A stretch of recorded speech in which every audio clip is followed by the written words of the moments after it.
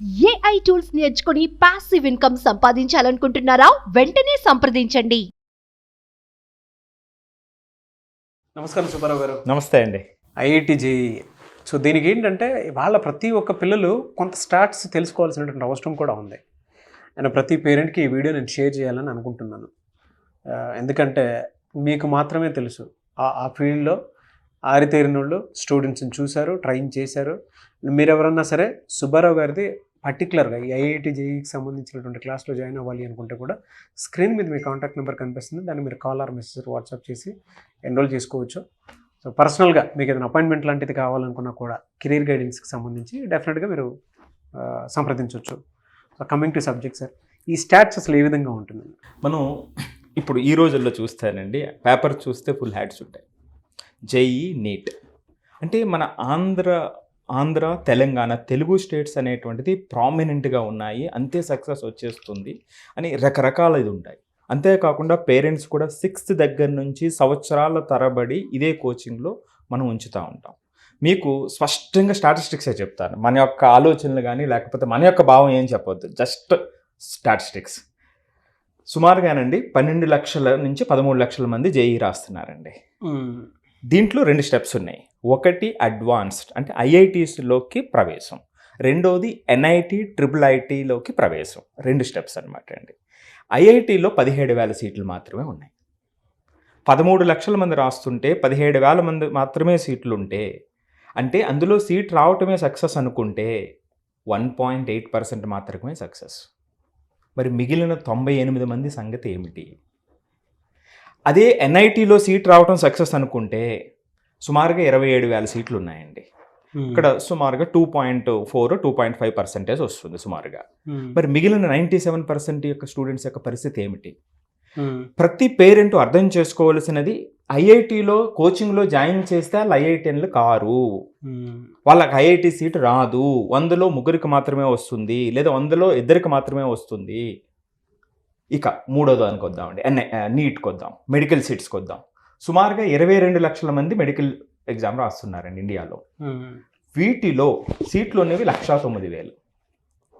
అంటే success rate, seat రావటం, MBBS seat రావటమే సక్సెస్ రేట్ అనుకుంటే 5-6% మాత్రమే సక్సెస్. మరి 94% మిగిలిన 100లో 94 మంది పరిస్థితి ఏమిటి? వాళ్ళకి సామర్థ్యం లేదా? వాళ్ళకి జీవితంలో ముందుకు వెళ్ళారా? సో ఇవి నిజాలండి, ఇవి అందరికీ అర్థం కావాలి. సో కాబట్టి చివరొచ్చే ఫలితం కాకుండా ఫలితానికి ముందున్నటువంటి ఆ జర్నీని అందంగా తయారు చేయాలండి. ఆ అందంగా తయారు చేస్తే వాడు దేనికైనా ముందుకెళ్ళేటువంటి అవకాశం ఉంటుంది. ఇక్కడ నేను 3 రకాలుగా డివైడ్ చేద్దామండి పిల్లల్ని. వీటికి కోచింగ్స్కి వెళ్ళారు పిల్లలు. కోచింగ్కి వెళ్ళినప్పుడు ర్యాంక్ వచ్చి ఐఐటి లేదా ఎన్ఐటి లేదా మెడికల్ సీట్లో జాయిన్ అయినటువంటి గ్రూప్ ఒకటి. వీళ్ళు సక్సెస్ అనుకుందాం కాసేపు, వాళ్ళు సక్సెస్ అయ్యారు కదండి, ఎగ్జామ్లో సక్సెస్ అయిపోయారు. ఇక రెండో గ్రూప్ ఉంది, అంటే 100లో సుమారుగా 95 మంది ఉన్నటువంటి గ్రూపు. వీళ్ళని మనం చాలా జాగ్రత్తగా కాపాడవలసినటువంటి, వీళ్ళ యొక్క మానసిక సామర్థ్యం కానీ వాళ్ళ యొక్క సెల్ఫ్ కాన్ఫిడెన్స్ కానీ ఏ విధంగా పాడు చేయకుండా ఉండాలి. కానీ ఇక్కడ పాడు చేస్తుంది వ్యవస్థ. ఈ రెండో గ్రూపులో నుండి 2 రకాలు నేను చెప్తాను. ఒకటి serious aspirants, non serious aspirants.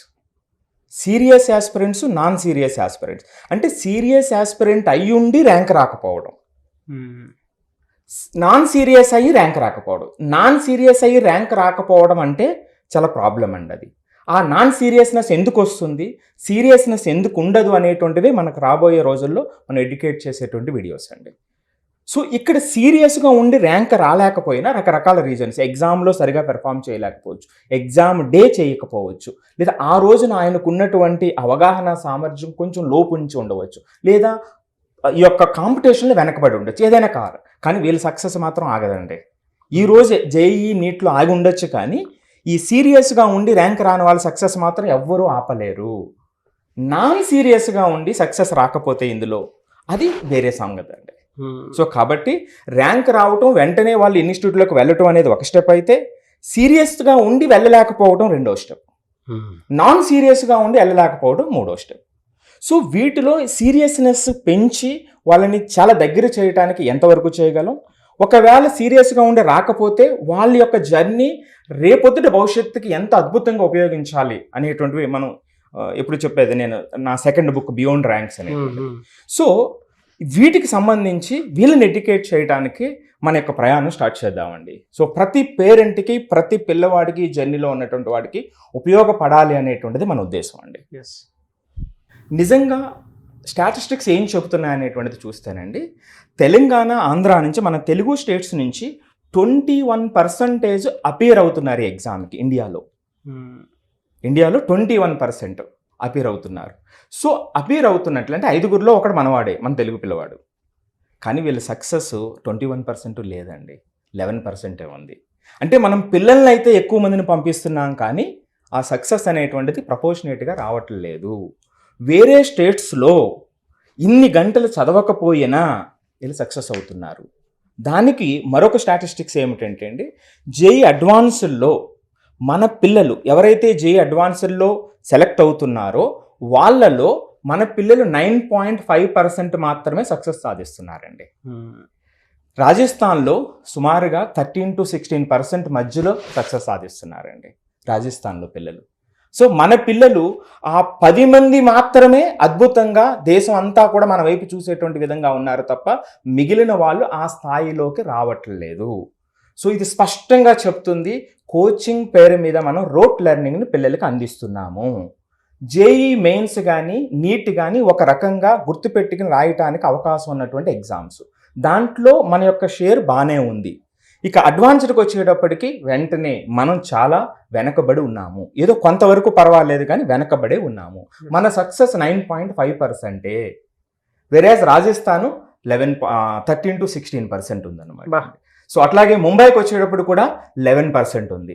So ముంబైలో పిల్లలు మీకు తెలుసు చాలా హ్యాపీగా జాలీగా చదువుతారు, బట్ అడ్వాన్స్లో 11% వాళ్ళు సక్సెస్ అవుతున్నారు, మన వాళ్ళు 9.5% సక్సెస్ అవుతున్నారు. సో ఆ కాంపిటేటివ్ ఆ ఎనలిటికల్ అప్లికేషన్ స్కిల్స్ని ఈ వ్యవస్థ సరిగా ఇవ్వట్లేదు అనేది సుస్పష్టం ఈ ఫలితాలతో. సో కాబట్టి ఈ వ్యవస్థలో వాటిని మనం వాళ్ళే రెగ్యులేట్ చేసే విధంగా చేయటానికి అద్భుతమైనటువంటి అవకాశం ఉంది ఈ కోచింగ్ పేరు మీద.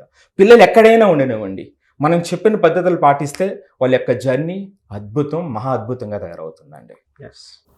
ఎవరైనా సరే సరైన గైడెన్స్ కోసం చూసేటువంటి వాళ్ళు మిమ్మల్ని అప్రోచ్ అవుదాం అనుకున్నటువంటి వాళ్ళు ఉన్నారు, అంటే ఐఐటి జేఈకి సంబంధించిందే ఎస్పెషల్లీ ఒక కౌన్సిలింగ్ లాగా తీసుకొని వద్దాం అనుకున్నటువంటి వాళ్ళు ఉన్నారు, మిమ్మల్ని అప్రోచ్ అవ్వచ్చా? అప్రోచ్ అవ్వాలంటే ప్రాసెస్ తప్పకుండా అండి. మనకి ఏదైతే స్క్రీన్ మీద నెంబర్ ఉందో దాన్ని కాంటాక్ట్ చేస్తే మన టీం వాళ్ళు కాంటాక్ట్ చేస్తారు. ఆ జేఈలో కానీ నీట్లో కానీ ఏ విధంగా వాళ్ళు చక్కగా మార్చుకోవాలి వాళ్ళ యొక్క జర్నీని అనేదాన్ని అద్భుతంగా మనం సలహా ఇవ్వడానికి అవకాశం ఉందండి. ఎనీవేస్ థ్యాంక్ యూ అండి, thank you so much Subbarao గారు.